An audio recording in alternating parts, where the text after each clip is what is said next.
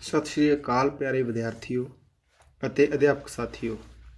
ਅੱਜ ਦੀ ਵੀਡੀਓ ਵਿੱਚ ਅਸੀਂ 10th ਕਲਾਸ ਦਾ ਸਪਲੀਮੈਂਟਰੀ ਬੁੱਕ ਦਾ lesson second half a rupee worth written by R K Narayanan ਕਰਾਂਗੇ।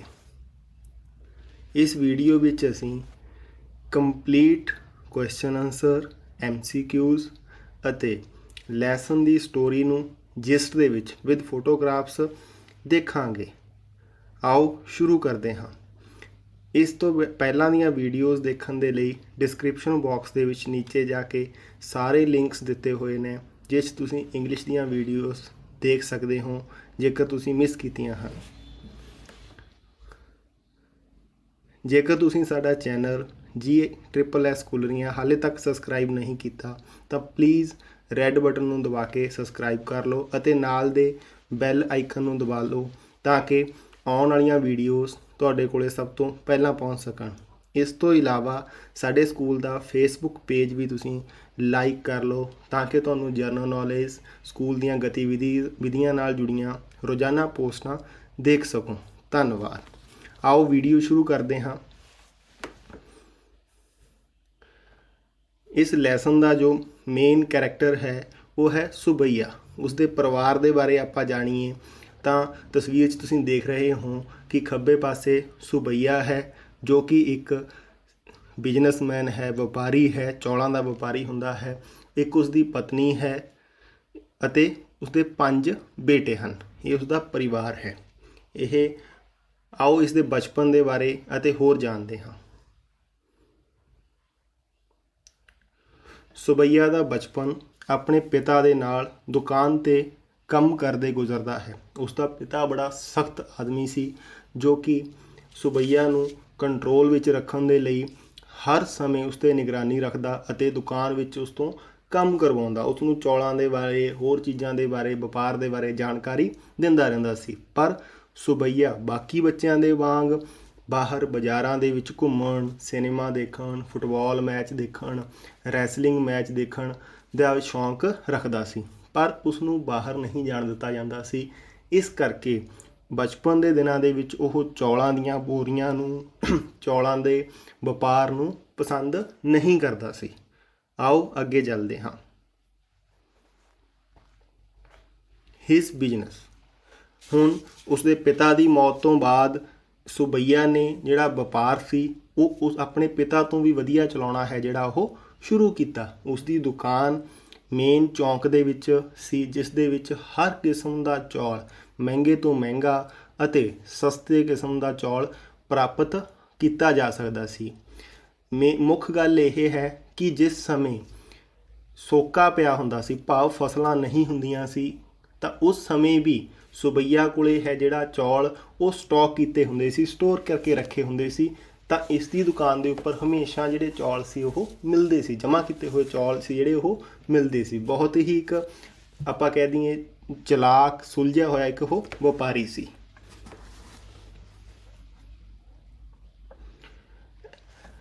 ਚੌਲ ਵੇਚਣ ਤੋਂ ਬਿਨਾਂ ਉਹ ਲੋਕਾਂ ਨੂੰ ਵਿਆਜ ਦੇ ਉੱਪਰ ਪੈਸੇ ਦਿੰਦਾ ਸੀ। ਸਿਰਫ ਪੈਸੇ, ਵਿਆਜ ਨਹੀਂ ਬਲਕਿ ਵੱਧ ਵਿਆਜ ਦੇ ਉੱਪਰ, ਹੋਰਾਂ ਦੇ ਨਾਲੋਂ ਜ਼ਿਆਦਾ ਵਿਆਜ ਲਗਾਉਂਦਾ ਸੀ। ਜੇਕਰ ਕੋਈ ਵੀ ਵਿਅਕਤੀ ਉਸ ਨੂੰ ਪੈਸੇ ਵਾਪਿਸ ਕਰਨ ਤੋਂ ਵਿੱਚ ਦੇਰੀ ਕਰਦਾ ਜਾਂ ਨਹੀਂ ਕਰਦਾ ਸੀ ਤਾਂ ਉਸ ਦੇ ਘਰ ਜਾਂ ਜ਼ਮੀਨ ਦੇ ਉੱਪਰ ਕਬਜ਼ਾ ਕਰ ਲੈਂਦਾ ਸੀ। ਇਸ ਤਰ੍ਹਾਂ ਉਸਨੇ ਕਾਫੀ ਜਿਹੜੀ ਪ੍ਰੋਪਰਟੀ ਹੈ, ਸੰਪਤੀ ਹੈ ਉਹ ਬਣਾ ਚੁੱਕਿਆ ਸੀ। ਕਾਫੀ ਮਕਾਨ ਸੀ ਉਸ ਕੋਲ, ਕਾਫੀ ਪਲਾਟ, ਕਾਫੀ ਜ਼ਮੀਨ ਜਿਹੜੀ ਹੈ ਉਸਦੇ ਕੋਲੇ ਹੋ ਗਈ ਸੀ।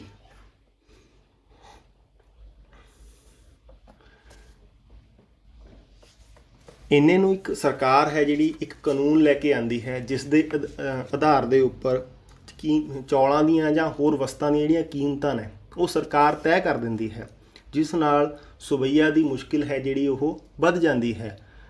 ਪਰੰਤੂ ਉਹ ਇਸ ਮੁਸ਼ਕਿਲ ਦਾ ਹੱਲ ਹੈ ਜਿਹੜਾ ਉਹ ਇਸ ਤਰੀਕੇ ਨਾਲ ਲੱਭਦਾ ਹੈ ਕਿ ਜੋ ਵੀ ਅਫਸਰ ਉਸਦਾ ਸਟਾਕ, ਉਸਦਾ ਗੋਡਾਊਨ ਅਤੇ ਉਸਦਾ ਬਹੀ ਖਾਤਾ ਚੈੱਕ ਕਰਨ ਦੇ ਲਈ ਆਉਂਦੇ ਹਨ ਉਹ ਉਹਨਾਂ ਨੂੰ ਰਿਸ਼ਵਤ ਦੇ ਦਿੰਦਾ ਹੈ। ਮਤਲਬ ਜੋ ਸਰਕਾਰ ਦਾ ਕਾਨੂੰਨ ਬਣਿਆ ਹੈ ਉਹ ਉਸ ਕਾਨੂੰਨ ਨੂੰ ਫੋਲੋ ਨਹੀਂ ਕਰਦਾ, ਬਲਕਿ ਆਪਣੇ ਹਿਸਾਬ ਦੇ ਨਾਲ, ਆਪਣੇ ਰੇਟ ਦੇ ਹਿਸਾਬ ਨਾਲ ਹਾਲੇ ਵੀ ਉਹ ਚੌਲ ਵੇਚਣੇ ਸ਼ੁਰੂ ਰੱਖਦਾ ਹੈ, ਰਿਸ਼ਵਤ ਦੇ ਕੇ। ਬਰਾਈਬਿੰਗ ਦਾ ਮਤਲਬ ਹੁੰਦਾ ਰਿਸ਼ਵਤ ਦੇਣਾ। ਨੈਕਸਟ ਦੇਖਦੇ ਹਾਂ ਜੀ। ਰਾਈਸ ਸੈਲਿੰਗ ਸਟ੍ਰੈਟੇਜੀ, ਉਸਦੇ ਜਿਹੜੇ ਚੌਲ ਵੇਚਣ ਦਾ ਜਿਹੜਾ ਤਰੀਕਾ ਸੀ, ਸਕੀਮ ਸੀ, ਉਹ ਦੇਖਦੇ ਹਾਂ ਆਪਾਂ ਕਿੰਨੀ ਚਲਾਕੀ ਦੇ ਨਾਲ ਉਹ ਵੇਚਦਾ ਸੀ। ਚੌਲਾਂ ਦੀ ਉਹ ਕਮੀ ਦਾ ਦਿਖਾਵਾ ਕਰਨ ਦੇ ਲਈ, ਹਾਲਾਂਕਿ ਉਸ ਕੋਲੇ ਚੌਲ ਸੀ ਜਿਹੜੇ ਉਹ ਕਾਫੀ ਗੋਡਾਊਨਸ ਦੇ ਵਿੱਚ ਪਏ ਹੁੰਦੇ ਸੀ, ਪਰ ਲੋਕਾਂ ਨੂੰ ਚੌਲਾਂ ਦੀ ਕਮੀ ਦਿਖਾਉਣ ਦੇ ਲਈ ਉਹ ਕਿਸੇ ਨੂੰ ਵੀ ਮੂੰਹ ਮੰਗੇ ਜਿੰਨੇ ਚੌਲ ਮੰਗਦਾ ਸੀ ਉਹਨੇ ਨਹੀਂ ਦਿੰਦਾ ਸੀ, ਬਲਕਿ ਥੋੜ੍ਹੇ ਥੋੜ੍ਹੇ ਕਰਕੇ ਚੌਲ ਉਹ ਵੇਚਦਾ ਸੀ। ਇਸ ਤੋਂ ਇਲਾਵਾ ਉਹ ਦੁਕਾਨ ਨੂੰ ਵਾਰ-ਵਾਰ ਬੰਦ ਕਰਦਾ ਵੀ ਚੌਲ ਖਤਮ ਹੋ ਗਏ। ਉਸ ਤੋਂ ਬਾਅਦ ਦੁਕਾਨ ਨੂੰ ਖੋਲ੍ਹ ਲੈਂਦਾ, ਲੋਕਾਂ ਦੀ ਭੀੜ ਇਕੱਠੀ ਕਰਕੇ ਰੱਖਦਾ ਸੀ ਤਾਂ ਕਿ ਲੋਕਾਂ ਨੂੰ ਹਮੇਸ਼ਾ ਲੱਗਦਾ ਰਹੇ ਕਿ ਚੌਲਾਂ ਦੀ ਜੋ ਕਮੀ ਹੈ। ਇਹ ਆਪਾਂ ਆਮ ਤੌਰ 'ਤੇ ਬਾਜ਼ਾਰਾਂ ਦੇ ਵਿੱਚ ਅੱਜ ਵੀ ਦੇਖ ਸਕਦੇ ਹਾਂ ਕਿ ਜੇਕਰ ਆਪਾਂ ਨੂੰ ਕਮੀ ਸ਼ੋ ਹੁੰਦੀ ਹੈ ਤਾਂ ਆਪਾਂ ਵੱਧ ਰੇਟ ਦੇ ਕੇ ਚੀਜ਼ ਲੈਣ ਦੀ ਕੋਸ਼ਿਸ਼ ਕਰਦੇ ਹਾਂ। ਆਪਣੀ ਚੀਜ਼ਾਂ ਨੂੰ ਵੱਧ ਰੇਟ ਦੇ ਵਿੱਚ ਵੇਚਣ ਦੇ ਲਈ ਉਹ ਇਹ ਤਰੀਕਾ ਹੈ ਜਿਹੜਾ ਉਹ ਅਪਣਾਉਂਦਾ ਸੀ। ਆਓ ਹੁਣ ਜਿਹੜੇ ਆਪਣੇ ਲੈਸਨ ਦਾ ਜਿਹੜਾ ਨਾਮ ਹੈ ਹਾਫ ਆ ਰੂਪੀ, ਭਾਵ ਅੱਧਾ ਰੁਪਇਆ, ਉਹ ਗੱਲ ਆਪਣੀ ਹੁਣ ਲੈਸਨ ਦੇ ਵਿੱਚ ਆਉਣ ਲੱਗੀ ਹੈ। ਇੱਕ ਦਿਨ ਦੁਕਾਨ ਬੰਦ ਕਰਨ ਦਾ ਸਮਾਂ ਸੀ, ਦੁਕਾਨ ਬੰਦ ਕਰ ਚੁੱਕਿਆ ਸੀ ਸੁਬਈਆ। ਇੱਕ ਵਿਅਕਤੀ ਆਂਦਾ ਹੈ, ਉਸ ਕੋਲ ਇੱਕ ਸਿੱਕਾ ਹੁੰਦਾ ਹੈ ਅੱਧੇ ਰੁਪਈਏ ਦਾ, ਉਹ ਦੇ ਕੇ ਉਸ ਨੂੰ ਚੌਲ ਲੈਣ ਦੀ ਗੱਲ ਕਰਦਾ ਹੈ।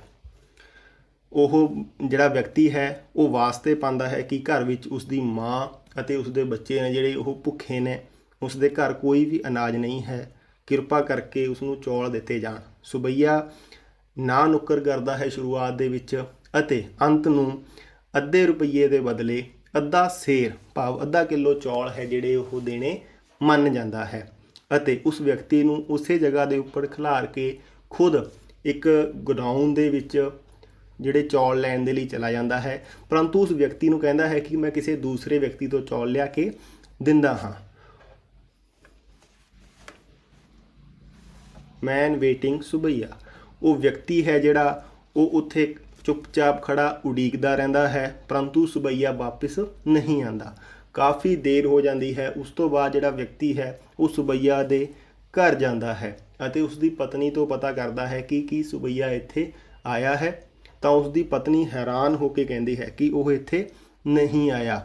ਤਾਂ ਦੋਨੋਂ ਜਾਣੇ ਇੱਕ ਗੁਪਤ ਸਟੋਰ ਦੇ ਵਿੱਚ ਚਲੇ ਜਾਂਦੇ ਹਨ, ਜਿੱਥੇ ਉਸ ਦੀ ਪਤਨੀ ਨੂੰ ਪਤਾ ਹੁੰਦਾ ਹੈ ਜਿਸ ਜਗ੍ਹਾ ਦਾ, ਜੋ ਕਿ ਲੋਕਾਂ ਨੂੰ ਨਹੀਂ ਪਤਾ ਹੁੰਦਾ ਵੀ ਇੱਥੇ ਚੌਲ ਨੇ। ਤਾਂ ਉਸ ਜਗ੍ਹਾ ਦੇ ਉੱਪਰ ਉਹ ਦੋਨੇ ਚਲੇ ਜਾਂਦੇ ਨੇ ਤਲਾਸ਼ ਦੇ ਵਿੱਚ। ਤਾਂ ਉਸ ਜਗ੍ਹਾ 'ਤੇ ਪਹੁੰਚ ਕੇ ਉਹ ਦਰਵਾਜ਼ਾ ਬੰਦ ਹੁੰਦਾ ਹੈ, ਉਸ ਨੂੰ ਖੋਲ੍ਹਦੇ ਨੇ ਤਾਂ ਅੰਦਰ ਜਾ ਕੇ ਜਦੋਂ ਦੇਖਦੇ ਨੇ ਤਾਂ ਜਿਹੜੀ ਸੁਬਈਆ ਹੈ ਉਸ ਦੀ ਜਿਹੜੀ ਸਰੀਰ ਹੈ, ਉਸ ਦੀ ਬਾਡੀ ਹੈ, ਲਾਸ਼ ਬਣ ਚੁੱਕੀ ਹੁੰਦੀ ਹੈ, ਜੋ ਕਿ ਮਰ ਚੁੱਕਿਆ ਹੁੰਦਾ ਹੈ, ਬੋਰੀਆਂ ਦੇ ਹੇਠਾਂ ਦੱਬਿਆ ਪਿਆ ਹੁੰਦਾ ਹੈ। ਤਾਂ ਉਸ ਤੋਂ ਬਾਅਦ ਉਹ ਉਸ ਨੂੰ ਉੱਥੋਂ ਕੱਢਦੇ ਨੇ ਅਤੇ ਇੱਥੇ ਇਹ ਆਈਡੀਆ ਲੱਗਦਾ ਹੈ ਕਿ ਰਾਤ ਨੂੰ ਉਹ ਜਦੋਂ ਚੌਲ ਕੱਢਣ ਲੱਗਿਆ ਹੋਏਗਾ ਬੋਰੀਆਂ ਦੇ ਵਿੱਚੋਂ ਤਾਂ ਉਸ ਦੀ ਮੌਤ ਹੈ ਜਿਹੜੀ ਬੋਰੀਆਂ ਡਿੱਗਣ ਦੇ ਨਾਲ ਹੋ ਗਈ ਹੋਵੇਗੀ।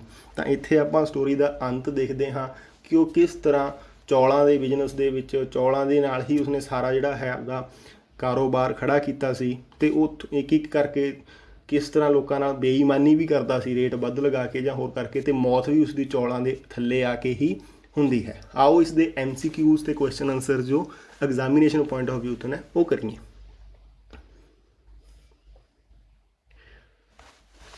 ਪਹਿਲਾ ਹੈ ਜੀ, ਸੁਬਈਆ ਵਾਜ਼ ਏ ਰਾਈਸ ਮਰਚੈਂਟ। ਸੁਬਈਆ ਚੌਲਾਂ ਦਾ ਵਪਾਰੀ ਸੀ। ਟਰੂ ਫਾਲਸ ਹੈ ਤਾਂ ਓਬਵੀਅਸ ਜੀ ਗੱਲ ਹੈ, ਟਰੂ ਹੈ, ਸਹੀ ਹੈ। ਨੈਕਸਟ ਹੈ, ਸੁਬਈਆ ਹੈਡ ਡੈਸ਼ ਚਿਲਡਰਨ। ਆਪਾਂ ਤਸਵੀਰ ਦੇਖੀ ਸੀ, ਕਿੰਨੇ ਬੱਚੇ ਸੀ ਉਸਦੇ, ਕਿੰਨੇ ਬੇਟੇ ਸੀ, 5। ਨੈਕਸਟ, ਵੇਅਰ ਡਿਡ ਸੁਬਈਆਜ਼ ਵਾਈਫ ਟੇਕ ਦਾ ਮੈਨ। ਸੁਬਈਆ ਦੀ ਜਿਹੜੀ ਪਤਨੀ ਸੀ ਉਹ ਵਿਅਕਤੀ ਨੂੰ ਕਿੱਥੇ ਲੈ ਕੇ ਜਾਂਦੀ ਹੈ, ਟੂ ਏ ਸੀਕ੍ਰੇਟ ਗੋਡਾਊਨ, ਗੁਪਤ ਗੋਡਾਊਨ ਦੇ ਵਿੱਚ, ਗੋਦਾਮ ਦੇ ਵਿੱਚ। ਨੈਕਸਟ ਹੈ, ਸੁਬਈਆ ਡਾਈਡ ਇਨ ਅ ਰੋਡ ਐਕਸੀਡੈਂਟ। ਸੁਬਈਆ ਦੀ ਮੌਤ ਹੈ ਜਿਹੜੀ ਉਹ ਸੜਕ ਦੁਰਘਟਨਾ ਦੇ ਵਿੱਚ ਹੋਈ। ਗਲਤ ਹੈ, ਫਾਲਸ। ਕਿੱਥੇ ਹੋਈ ਸੀ, ਬੋਰੀਆਂ ਦੇ ਹੇਠਾਂ ਦਬਣ ਕਰਕੇ। ਨੈਕਸਟ ਹੈ, ਸੁਬਈਆਜ਼ ਪ੍ਰੋਫਿਟ ਡੈਸ਼ ਡਿਊਰਿੰਗ ਦਾ ਵਾਰ। ਲੜਾਈ ਦੇ ਸਮੇਂ ਜਿਹੜੇ ਸੁਬਈਆ ਦਾ ਜਿਹੜਾ ਮੁਨਾਫਾ ਸੀ ਉਹ ਕੀ ਹੁੰਦਾ ਸੀ, ਇਨਕਰੀਜ਼ਡ, ਵੱਧ ਜਾਂਦਾ ਸੀ, ਕਿਉਂਕਿ ਉਸ ਸਮੇਂ ਉਹ ਜਿਹੜੀ ਫਸਲਾਂ ਨਹੀਂ ਹੁੰਦੀਆਂ ਸੀ ਤਾਂ ਵੱਧ ਰੇਟ ਦੇ ਵਿੱਚ ਚੌਲ ਹੈ ਜਿਹੜੇ ਉਹ ਵੇਚਦਾ ਸੀ। Next, ਸੁਬਈਆ was breed under the bags and died. ਸੁਬਈਆ ਹੈ ਜਿਹੜਾ ਉਹ ਬੋਰੀਆਂ ਦੇ ਨੀਚੇ ਦਬ ਜਾਂਦਾ ਹੈ ਅਤੇ ਮਰ ਜਾਂਦਾ ਹੈ। ਟਰੂ ਹੈ ਜੀ, ਟਰੂ ਫਾਲਸ ਸੀ ਤਾਂ ਇਹ ਸਹੀ ਹੈ। ਆਓ ਕੁਐਸਚਨ ਆਨਸਰਸ ਦੇਖਦੇ ਹਾਂ। ਤਾਂ ਪਹਿਲਾ ਕੁਐਸਚਨ ਹੈ ਜੀ, how did Subbaiah manage to get rice during the drought. Drought ਦਾ ਮਤਲਬ ਹੈ ਜੀ ਸੋਕਾ। ਸੋਕੇ ਦੇ ਸਮੇਂ ਕਿਵੇਂ ਪ੍ਰਾਪਤ ਕਰਦਾ ਸੀ। During the drought, Subaiya would go from village to collect rice. ਤਾਂ ਉਹ ਪਿੰਡਾਂ ਦੇ ਵਿੱਚ ਸਫ਼ਰ ਕਰਦਾ, ਪਿੰਡ ਤੋਂ ਪਿੰਡ ਦੂਜੇ ਪਿੰਡ ਤੱਕ ਜਾਂਦਾ, ਉੱਥੋਂ ਚੌਲ ਪ੍ਰਾਪਤ ਕਰਦਾ। In this way he was able to get the rice. ਇਸ ਤਰੀਕੇ ਦੇ ਨਾਲ ਉਹ ਜਿਹੜਾ ਹੈ ਉਹ ਚੌਲਾਂ ਨੂੰ ਪ੍ਰਾਪਤ ਕਰ ਲੈਂਦਾ ਸੀ, ਇਕੱਠਾ ਕਰ ਲੈਂਦਾ ਸੀ, ਜਮ੍ਹਾਂ ਕਰ ਲੈਂਦਾ ਸੀ ਸੋਕੇ ਵੇਲੇ ਵੀ। ਨੈਕਸਟ ਕੁਐਸਚਨ ਹੈ, those were the days when Subaiya loads the rice bags. Which were those days? Why did he dislike the rice then?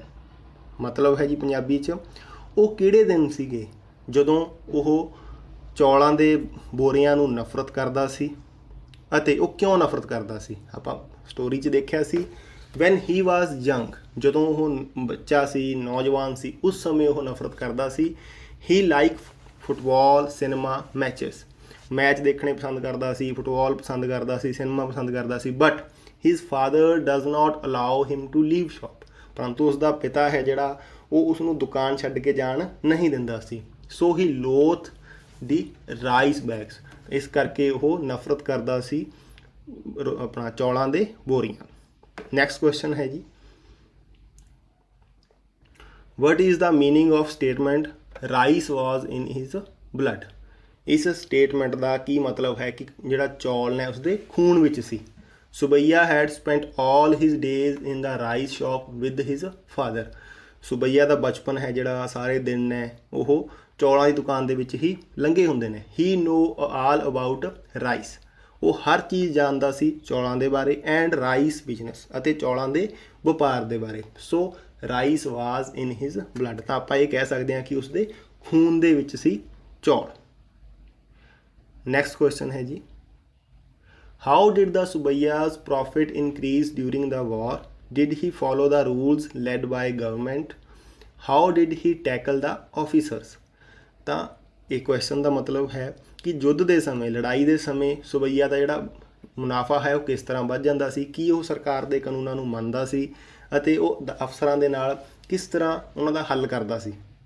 ਦੇਖਦੇ ਹਾਂ ਜੀ, during the war he sell rice on very high rate, ਤਾਂ ਯੁੱਧ ਦੇ ਸਮੇਂ ਉਹ ਬਹੁਤੇ ਉੱਚੇ ਰੇਟਾਂ ਦੇ ਵਿੱਚ ਜਿਹੜਾ ਹੈ ਉਹ ਚੌਲ ਵੇਚਦਾ ਸੀ। ਐਂਡ ਮੇਕ ਹਿਊਜ ਪ੍ਰੋਫਿਟ, ਅਤੇ ਬਹੁਤ ਮੁਨਾਫਾ ਕਮਾਉਂਦਾ ਸੀ। He did not follow the rules of government, ਉਹ ਸਰਕਾਰ ਦੇ ਜਿਹੜੇ ਕਾਨੂੰਨ ਉਹਨਾਂ ਨੂੰ ਨਹੀਂ ਮੰਨਦਾ ਸੀ। ਹੀ ਬਰਾਈਬਸ ਦੀ ਆਫੀਸਰਸ, ਉਹ ਰਿਸ਼ਵਤ ਦਿੰਦਾ ਸੀ ਅਫਸਰਾਂ ਨੂੰ। Who came to examine his stock, ਜੋ ਉਸਦੇ ਸਟਾਕ ਨੂੰ, ਜੋ ਉਸਦੇ ਜਮ੍ਹਾਂ ਕੀਤੇ ਚੌਲਾਂ ਨੂੰ ਦੇਖਣ ਆਉਂਦੇ ਸੀ ਉਹਨਾਂ ਨੂੰ ਉਹ ਰਿਸ਼ਵਤ ਦੇ ਦਿੰਦਾ ਸੀ। ਨੈਕਸਟ ਕੁਐਸਚਨ ਹੈ ਜੀ, besides selling rice what else did ਸੁਬਈਆ do to earn money? ਚੌਲ ਵੇਚਣ ਤੋਂ ਇਲਾਵਾ ਸੁਬਈਆ ਪੈਸੇ ਕਮਾਉਣ ਦੇ ਲਈ ਹੋਰ ਕੀ ਕਰਦਾ ਸੀ? besides selling rice ਸੁਬਈਆ used to lend money at a very high rate of interest, ਬਹੁਤ ਜ਼ਿਆਦਾ ਵਿਆਜ ਦੀ ਦਰ ਦੇ ਉੱਪਰ ਪੈਸੇ ਹੈ ਜਿਹੜੇ ਲੋਕਾਂ ਨੂੰ ਉਹ ਕਰਜ਼ੇ ਦੇ ਰੂਪ ਦੇ ਵਿੱਚ ਦਿੰਦਾ ਸੀ। ਇਨ ਦਿਸ ਵੇ, ਇਸ ਤਰੀਕੇ ਦੇ ਨਾਲ ਹੀ earned a lot of money, ਇਸ ਤਰੀਕੇ ਨਾਲ ਉਸਨੇ ਕਾਫੀ ਜ਼ਿਆਦਾ ਪੈਸਾ ਹੈ ਜਿਹੜਾ ਉਹ ਕਮਾਇਆ ਸੀ। ਨੈਕਸਟ ਹੈ ਜੀ, who came to buy rice one evening when he was about to go home? Did he give rice to him? What did he say? ਕੌਣ ਉਸਦੇ ਕੋਲੇ ਇੱਕ ਸ਼ਾਮ ਨੂੰ ਚੌਲ ਲੈਣ ਦੇ ਲਈ ਆਉਂਦਾ ਹੈ ਜਦੋਂ ਘਰ ਜਾਣ ਵਾਲਾ ਹੁੰਦਾ ਹੈ? ਕੀ ਉਹ ਉਸਨੂੰ ਚੌਲ ਦਿੰਦਾ ਹੈ ਅਤੇ ਕੀ ਕਹਿੰਦਾ ਹੈ? A man came to buy rice one day, ਇੱਕ ਦਿਨ ਇੱਕ ਵਿਅਕਤੀ ਆਉਂਦਾ ਹੈ। ਸੁਬਈਆ refused to give him the rice, ਸੁਬਈਆ ਮਨਾ ਕਰ ਦਿੰਦਾ ਹੈ ਉਸਨੂੰ ਚੌਲ ਦੇਣ ਤੋਂ। He said that he had to bring rice from a man at very high rate, ਉਹ ਇਹ ਬਹਾਨਾ ਲਾਉਂਦਾ ਹੈ ਕਿ ਉਹ ਦੂਸਰੇ ਕਿਸੇ ਵਿਅਕਤੀ ਤੋਂ ਬਹੁਤ ਜ਼ਿਆਦਾ ਰੇਟ ਦੇ ਵਿੱਚ ਚੌਲ ਜਿਹੜਾ ਹੈ ਉਹ ਲੈ ਕੇ ਆਏਗਾ। ਨੈਕਸਟ ਹੈ ਜੀ, how much rice did the Subbaiah agree to sell the man and how much? Subbaiah ਕਿੰਨੇ ਕੀਮਤ ਦੇ ਵਿੱਚ ਕਿੰਨੇ ਚੌਲ ਦੇਣੇ ਹੈ ਜਿਹੜਾ ਉਹ ਮੰਨ ਜਾਂਦਾ ਹੈ। Subbaiah agree to sell man half a share of rice, ਅੱਧਾ ਸ਼ੇਅਰ ਹੈ ਜਿਹੜਾ ਉਹ ਚੌਲਾਂ ਦਾ ਦੇਣ ਲਈ ਮੰਨਦਾ ਹੈ। He said that he would charge 8 annas, 8 ਆਨੇ। ਪਹਿਲਾਂ ਹੀ ਸਮਿਆਂ ਦੇ ਵਿੱਚ 100 ਪੈਸਿਆਂ ਦੇ ਹਿਸਾਬ ਦੇ ਨਾਲ ਨਹੀਂ ਸੀ ਰੁਪਈਆ ਬਣਦਾ, ਬਲਕਿ 16 ਆਨਿਆਂ ਦਾ 1 ਰੁਪਇਆ ਹੁੰਦਾ ਸੀ, ਤਾਂ 8 ਆਨਿਆਂ ਦਾ ਅੱਧਾ ਰੁਪਇਆ ਹੋ ਗਿਆ। Half a rupee for it. Next question ਹੈ ਜੀ, why did Subbaiah ask the man to wait? What reasons did he give? ਵਿਅਕਤੀ ਨੂੰ ਇੰਤਜ਼ਾਰ ਕਰਨ ਦੇ ਲਈ ਕਿਉਂ ਕਹਿੰਦਾ ਹੈ ਅਤੇ ਕੀ ਕਾਰਨ ਦੱਸਦਾ ਹੈ? Subbaiah did not want the man to know about his secret godown, Subbaiah ਨਹੀਂ ਚਾਹੁੰਦਾ ਸੀ ਕਿ ਉਸਦੇ ਜੋ ਗੁਪਤ ਗੋਦਾਮ ਹੈ ਉਸ ਦੇ ਬਾਰੇ ਕੋਈ ਵੀ ਜਾਣਕਾਰੀ ਹਾਸਲ ਕਰੇ। So he ask the man to wait, ਇਸ ਕਰਕੇ ਉਹ ਵਿਅਕਤੀ ਨੂੰ ਇੰਤਜ਼ਾਰ ਕਰਨ ਦੇ ਲਈ ਕਹਿੰਦਾ ਹੈ। He said that he had to bring some rice from some another person, ਇਹ ਬਹਾਨਾ ਲਾਉਂਦਾ ਹੈ ਕਿ ਉਹ ਕਿਸੇ ਹੋਰ ਵਿਅਕਤੀ ਤੋਂ ਚੌਲ ਹੈ ਜਿਹੜੇ ਉਹ ਲੈ ਕੇ ਆਵੇਗਾ। ਨੈਕਸਟ ਕੁਐਸਚਨ ਹੈ ਜੀ 9th, where did Subbaiah go to get rice, Subbaiah ਕਿੱਥੇ ਜਾਂਦਾ ਹੈ ਚੌਲ ਲੈਣ ਦੇ ਲਈ? Subbaiah went to his secret godown to get rice, ਆਪਣੇ ਗੁਪਤ ਗੋਦਾਮ ਦੇ ਵਿੱਚ ਚਲਾ ਜਾਂਦਾ ਹੈ। This godown was situated in a back street, ਇਹ ਪਿੱਛੇ ਦੀ ਗਲੀ ਦੇ ਵਿੱਚ ਹੀ ਹੁੰਦਾ ਹੈ, ਦੁਕਾਨ ਦੇ ਨੇੜੇ ਹੀ ਹੁੰਦਾ ਹੈ। ਨੈਕਸਟ ਕੁਐਸਚਨ ਹੈ ਜੀ, did the man wait for Subbaiah for long, ਕੀ ਵਿਅਕਤੀ ਹੈ ਜਿਹੜਾ ਉਹ ਇੰਤਜ਼ਾਰ ਕਰਦਾ ਹੈ ਸੁਬਈਆ ਦਾ? ਹਾਊ ਡੂ ਯੂ ਨੋ, ਤੁਹਾਨੂੰ ਕਿਵੇਂ ਪਤਾ ਲੱਗਦਾ ਹੈ? Yes the man waited from evening till it was morning, ਉਹ ਵਿਅਕਤੀ ਸਵੇਰ ਤੱਕ ਇੰਤਜ਼ਾਰ ਕਰਦਾ ਹੈ ਸ਼ਾਮ ਨੂੰ। When Subbaiah did not come he went to his house, ਜਦੋਂ ਸੁਬਈਆ ਨਹੀਂ ਆਉਂਦਾ ਤਾਂ ਉਹ ਉਸਦੇ ਘਰ ਚਲਾ ਜਾਂਦਾ ਹੈ। ਨੈਕਸਟ ਹੈ ਜੀ, where did the man go then, where was he taken and by whom, ਵਿਅਕਤੀ ਕਿੱਥੇ ਜਾਂਦਾ ਹੈ ਅਤੇ ਉਸ ਨੂੰ ਉਸ ਤੋਂ ਬਾਅਦ ਕਿੱਥੇ ਲਿਜਾਇਆ ਜਾਂਦਾ ਹੈ ਅਤੇ ਕਿਸ ਦੁਆਰਾ? ਮੈਨ ਵੈਂਟ ਟੂ ਸੁਬਈਆਜ਼ ਹੋਮ, ਜਿਹੜਾ ਵਿਅਕਤੀ ਹੈ ਸੁਬਈਆ ਦੇ ਘਰ ਜਾਂਦਾ ਹੈ after waiting for long time, ਕਾਫੀ ਦੇਰ ਇੰਤਜ਼ਾਰ ਕਰਨ ਤੋਂ ਬਾਅਦ। He was taken a secret godown by Subbaiah's wife, ਉਸ ਨੂੰ ਕਿੱਥੇ, ਸੁਬਈਆ ਦੀ ਜਿਹੜੀ ਪਤਨੀ ਹੈ ਉਹ ਇੱਕ ਗੁਪਤ ਗੋਦਾਮ ਦੇ ਵਿੱਚ ਲੈ ਜਾਂਦੀ ਹੈ। ਲਾਸਟ ਕੁਐਸਚਨ ਹੈ ਜੀ, ਹਾਊ ਡਿਡ ਸੁਬਈਆ ਡਾਈ, ਸੁਬਈਆ ਦੀ ਮੌਤ ਕਿਸ ਤਰ੍ਹਾਂ ਹੋਈ? Subbaiah went to he secret godown to get rice, Subbaiah ਚੌਲ ਪ੍ਰਾਪਤ ਕਰਨ ਦੇ ਲਈ ਆਪਣੇ ਸੀਕ੍ਰੇਟ ਜਿਹੜਾ ਹੈ ਗੁਪਤ ਗੋਦਾਮ ਦੇ ਵਿੱਚ ਜਾਂਦਾ ਹੈ। While he was taking out of rice, ਜਦੋਂ ਚੌਲ ਪ੍ਰਾਪਤ ਕਰ ਰਿਹਾ ਹੁੰਦਾ ਹੈ। ਰਾਈਸ ਬੈਗਸ ਫੈਲ ਓਵਰ ਹਿਮ, ਜਿਹੜੇ ਚੌਲ ਨੇ ਉਸ ਦੇ ਬੋਰੇ ਨੇ ਉੱਪਰ ਡਿੱਗ ਜਾਂਦੇ ਨੇ। ਐਜ਼ ਏ ਰਿਜ਼ਲਟ, ਇਸ ਦੇ ਕਾਰਨ ਹੀ ਡਾਈਡ, ਉਸ ਦੀ ਮੌਤ ਹੋ ਜਾਂਦੀ ਹੈ। ਧੰਨਵਾਦ ਜੀ ਵੀਡੀਓ ਦੇਖਣ ਦੇ ਲਈ। ਹੋਪ ਤੁਹਾਨੂੰ ਕੁਐਸਚਨਸ ਅਤੇ ਜੋ ਸਮਰੀ ਹੈ ਉਹ ਸਮਝ ਆ ਚੁੱਕੀ ਹੋਵੇਗੀ। ਬਾਕੀ ਦੇ ਵੀਡੀਓਜ਼ ਦੇਖਣ ਦੇ ਲਈ ਇੰਗਲਿਸ਼ ਦੀ ਜੋ ਪਲੇਲਿਸਟ ਤੁਹਾਡੇ ਸਾਹਮਣੇ ਆਈ ਹੈ, ਇੱਥੇ ਜਾ ਕੇ ਤੁਸੀਂ ਵੀਡੀਓਜ਼ ਦੇਖ ਸਕਦੇ ਹੋ। ਧੰਨਵਾਦ।